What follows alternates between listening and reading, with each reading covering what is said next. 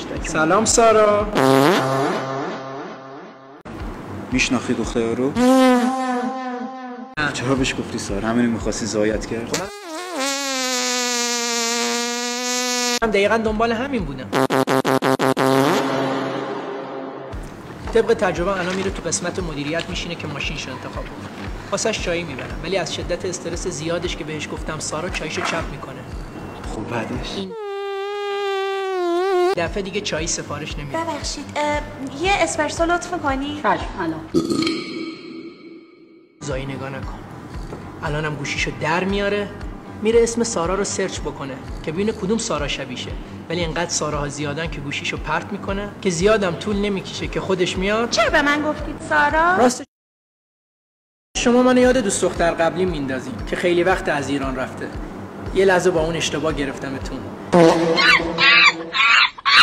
عشق دیگه. ببخشید. نگاه. حالا من سرترم یا دوست دختر قبلی؟ حالا که دارم نگاه میکنم شما یه ذره سرتری. اینم کارت منه. دوست دارم این تماس بگیریم. شب بهت زنگ می‌زنم. عجب دهن سرویسی هست. سلام مینا.